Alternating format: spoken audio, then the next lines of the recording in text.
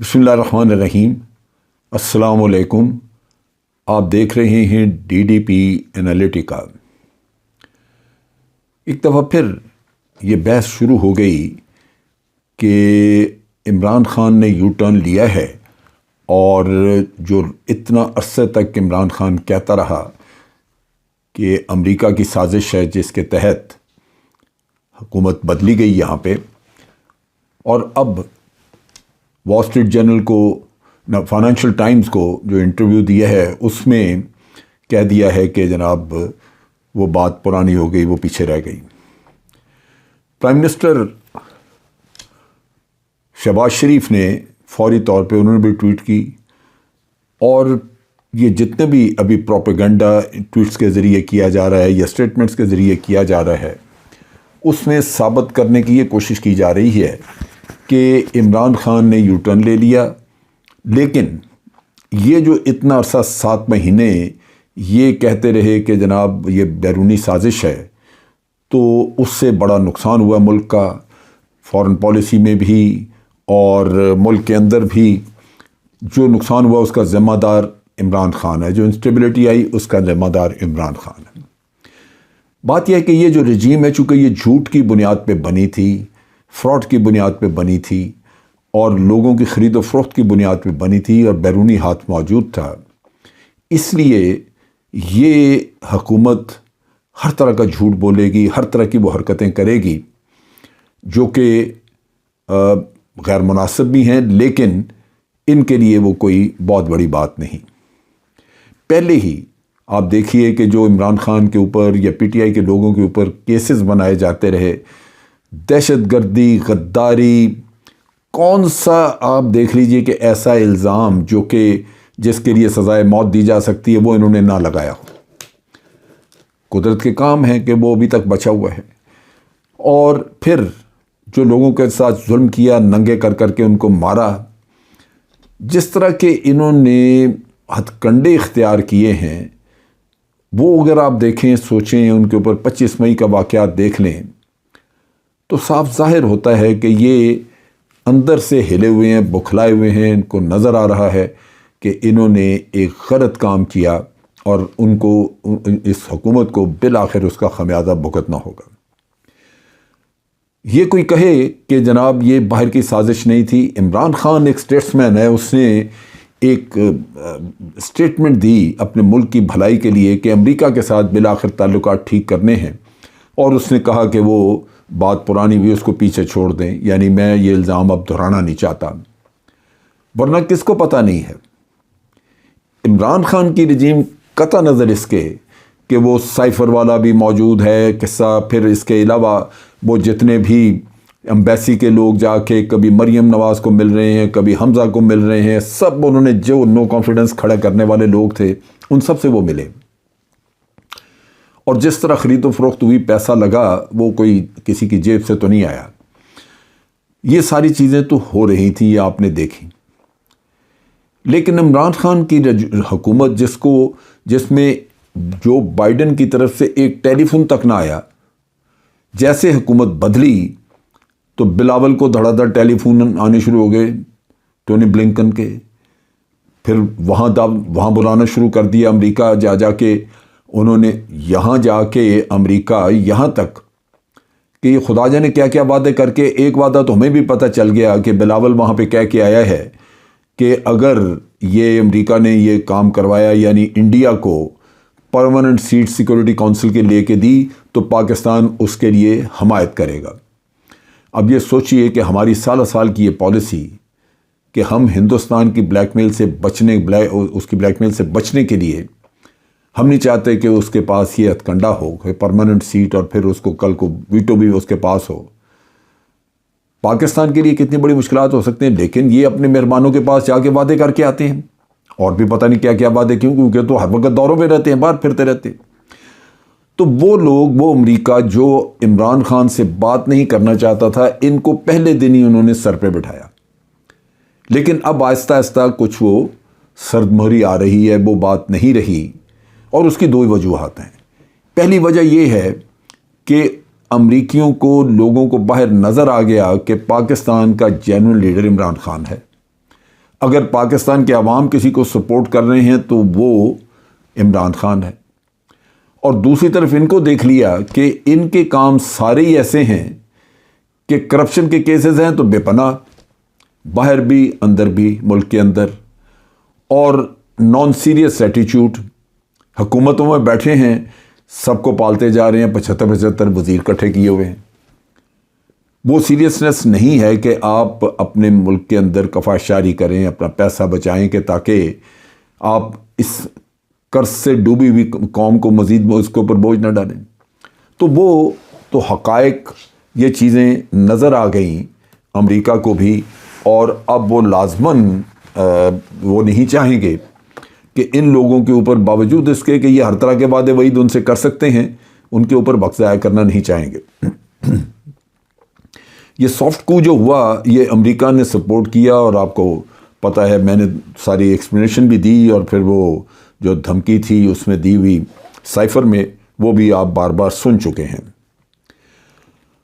اب عمران خان کے اوپر ایک اس کو قتل کروانے کی ایک سازش کی گئی، وہ آپ نے دیکھا کہ وہ بھی ناکام ہو گئی۔ اس ناکامی نے جو تھوڑی بہت امید تھی کہ یہ واقعہ اس طرح کر کے تو شاید اس کو سیاست سے نکالا جا سکے، وہ اس حکومت کے اوپر بھی برف بن کے گری، اور لازماً امریکہ میں بھی اس سے اداسیاں چھا گئی ہوں گی۔ اب مزید بھی اگر کوئی اس طرح کی کوشش کریں گے تو جب اللہ کو منظور ہے کہ شخص نے رہنا ہے تو میرا نہیں خیال کہ اس طرح کی سازشیں اور کوششیں جو ہیں وہ کامیاب ہو سکتی ہیں۔ یہاں پہ اس سارے 7 مہینے میں بہت ساری ایسی چیزیں ہوئیں جو کہ میں سمجھتا ہوں عام حالات میں پاکستان میں ہونی نہیں تھی۔ ہم نے دیکھا کہ جس دن 9 اپریل کو عمران خان کو وزارت عظمیٰ سے فارغ کیا گیا، اس کے اگلے دن ہزاروں لاکھوں انسان ہر شہر میں باہر نکل کے عمران خان کی تقریر سننی، قومی ترانہ پڑھنا شروع کیا۔ اس وقت تک تو یہ حکومت آ کے اب تو کہتی نہیں کہ جی مشکل فیصلے ہم نے کیے، مہنگائی ہوئی یہ ہوئی۔ اس وقت تو کوئی یہ قصہ نہیں تھا مہنگائی کا، یا کوئی اس حکومت کے کام ایسے نہیں تھے جس کو دیکھ کے لوگ کہتے کہ جناب یہ ٹھیک کام نہیں انہوں نے کیا۔ لیکن یہ وہی چیز ہے جو کہ انسان اگر اس کو تجزیہ کریں، ہم فیصلہ کریں تو حقیقتاً عمران خان کی اپنی پاپولیرٹی سے کہیں زیادہ وہ 13 جماعتوں کی ریجیکشن ہے، جس کو وہ عوام جانتے تھے کہ یہ سب کھاؤ پیو ہیں، ان کو انہوں نے ٹھکرایا ہے۔ انہوں نے اس حکومت اور جو ساتھ ملے ہوئے تھے لوگ، آپ سوچئے کہ انہوں نے قوم کے ساتھ کیا کیا۔ 99% میڈیا خریدا اور ساتھ میں لایا۔ میڈیا عمران خان کی برائیاں کرتا رہا، اور یہ جو کھاؤ پیو طبقہ تھا اس کو سب کو انہوں نے سر پہ بٹھائے رکھا۔ ان کی ایک بھی خرابی انہوں نے باہر نہیں لا کے رکھی۔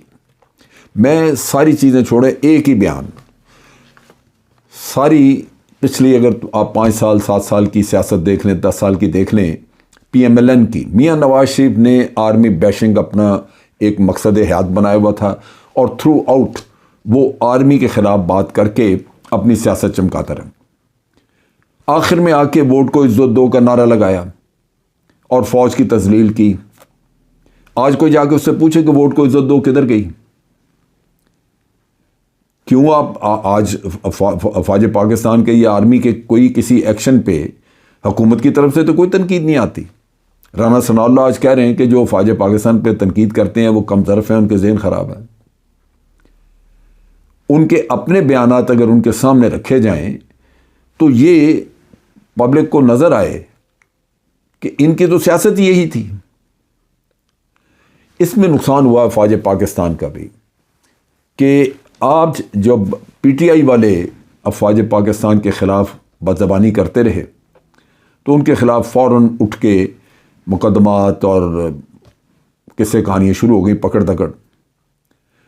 یہاں پہ ہم وہ بیلنس نہ رکھ سکے۔ جو حکومت میں بیٹھے لوگ، ان کے سارے کرتوت جو انہوں نے افواج پاکستان کے خلاف جو کچھ ہرزہ زرائی کی ہوئی تھی، اس کا بھی ایکشن لیا جانا چاہیے تھا، وہ نہ لیا۔ نتیجہ یہ کہ ہم افواج پاکستان بھی منہ سے کہتے رہے کہ ہم ہم بالکل غیر جانبدار ہیں، لیکن غیر جانبداری مشکوک ہو گئی اس چیز کی وجہ سے۔ پھر آپ دیکھیے کہ ایک بالکل یعنی غیر ضروری پریس کانفرنس جس میں کہ ہمارے دونوں سینئر آفیسرز بیٹھے، D G I S I B اور یہ بھی D G I S P R, ایل ایڈوائزڈ، پتہ نہیں کس نے ان کو وہ مشورہ دیا کہ یہ کریں۔ اس میں بھی جو گلے شکوے یا جو کچھ تھا کہانی وہ پی ٹی آئی کے خلاف تھی۔ پھر آپ کی غیر جانبداری مشکوک ہوئی، کیا ضرورت تھی اس کو کرنے کی؟ یہ وہ چیزیں ہیں جو کہ نظر آتا ہے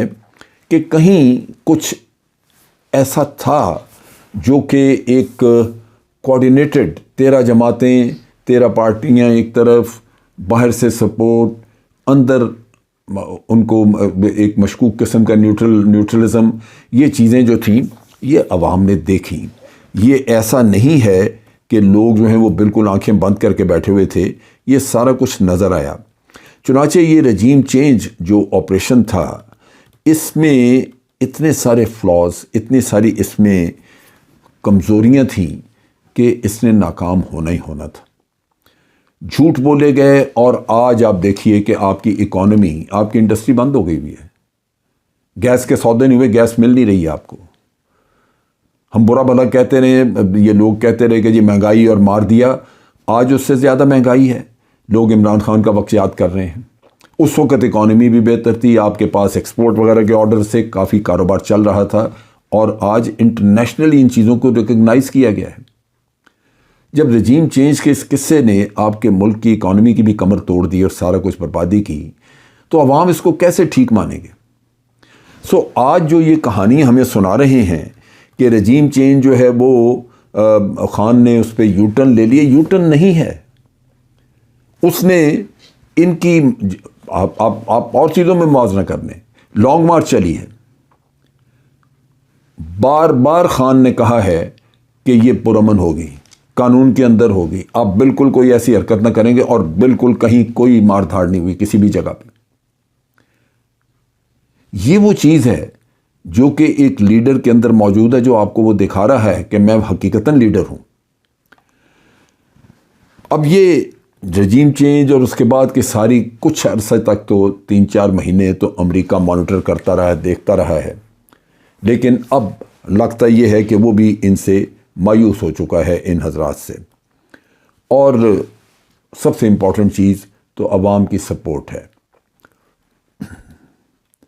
یہ جو امریکہ نے جو کچھ یہاں پہ کروایا، جس طرح پاکستانی مورے استعمال کیے،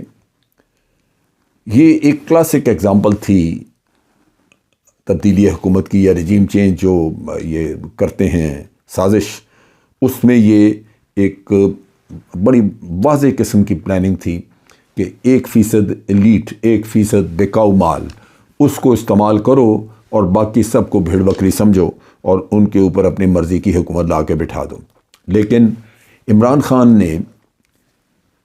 اس وقت تک تو صرف یہی ہے کہ وہ، میں سمجھتا ہوں جب رجیم چینج ہوئی تو اگلے دن ہی پبلک اس کی سپورٹ میں نکلی، وہ اس کے لیے بھی شاید میرا خیال ہے ایک حیرانی کا لمحہ تھا، لیکن اس کے بعد پھر اس نے محنت کر کے اویئرنیس کریٹ کی ہے لوگوں میں۔ آج وہ اگر واشنگٹن کا نام نہیں لے رہا تو وہ صرف اس وجہ سے نہیں لے رہا کہ وہ چاہتا ہے کہ بالآخر ایک سپر پاور ہے جس کے ساتھ ہمارے تعلقات ٹھیک ہونے چاہیے۔ آپ دیکھیے کہ پاکستان میں سویلین حکومتیں کئی تبدیل ہوئیں، لیکن جب بھی حکومت بدلی، ایک حکومت کو نکالا گیا، لوگوں نے مٹھائیاں بانٹی۔ اس حکومت کو، پی ٹی آئی کی گورنمنٹ کو جب نکالا تو لوگ سڑکوں پہ تھے، اور اگلے دن وہ عمران خان کی بات اور تقریر سننے کے لیے لاکھوں کی تعداد میں جمع تھے، قومی ترانے پڑھے گئے۔ اس چیز سے ہمیں فائدہ اٹھانا چاہیے، کیونکہ یہ جو فنومینا جو آپ دیکھ رہے ہیں، اس سے ایک چیز تو یہ نظر آئی کہ جو بکاؤ مال، جو آپ کہہ لیجئے کہ جن کے ضمیر گھٹیا ہیں، وہ آج چھانٹی ہوتے ہوئے نظر آ رہے ہیں۔ دوسری طرف اس چیز کی وجہ سے پی ٹی آئی کی چاروں صوبوں میں آپ کو کچھ نہ کچھ بڑے صوبوں میں تو بہت ہے، لیکن چاروں صوبوں میں کسی حد تک ان کی رسائی نظر آتی ہے، ان کی فالوئنگ موجود ہے۔ ایک ایسی پارٹی نے جنم لیا جو فیڈریشن کو اکٹھا رکھنے کا کام کر سکتی ہے، اور پھر جب اس کو لوگوں کے اندر اس کی پذیرائی موجود ہے تو میں سمجھتا ہوں کہ پاکستان کے فیوچر کے لیے یہ کہیں بہتر چیز ہوئی۔ دوسرے لفظوں میں دشمن نے تو چاہا تھا کہ وہ پاکستان کو زیر کرے، لیکن پاکستان میں عوام نے اپنے لیے ایک رستہ چن لیا۔ اب خان کی پالیسی بالکل واضح ہے کہ امریکہ کے ہم ساتھی ہیں لیکن امن میں، جو وہ پیغام دیتا رہا ہے۔ ہم امریکہ کے ساتھ اتحادی ہیں امن میں، لیکن امریکہ کی باقی باتیں ہم نہیں مانیں گے کہ جناب آپ چائنا سے دور ہو جائیں، اسرائیل کو تسلیم کر لیں، انڈیا کے ساتھ ٹریڈ شروع کر دیں۔ یہ چیزیں میرا نہیں خیال کہ عمران خان کے دور میں ہو سکیں گی۔ یہی وہ باوقار اور باعزت آپ کا رستہ ہے جس سے کہ آپ کو ایک انڈیپینڈنٹ فارن پالیسی فالو کرنے کا موقع ملے گا۔ میں اگلی ویڈیو میں بھارت کی فارن پالیسی اور بھارت کا جو اس خطے میں رول ہے اس کا میں ذکر کروں گا کہ اس کا انٹریکشن کیسے ہے، اس پہ بات کریں گے۔ لیکن پاکستان کے لیے یہ بہت بہتر ہے کہ آپ ایک ایسا پالیسی کا ماڈل لے کے باہر آئیں گے جس میں ملک کے مفادات کا تو تحفظ ہوگا، لیکن آپ کسی کی غلامی نہیں کر رہے ہوں گے، کسی کے ساتھ آقا اور ملازم کا آپ کا تعلق نہیں ہوگا، آپ کا ایک ساورن کنٹری والا رول ہوگا۔ آج کے لیے اتنا ہی۔ افواج پاکستان زندہ باد، پاکستان پائندہ باد۔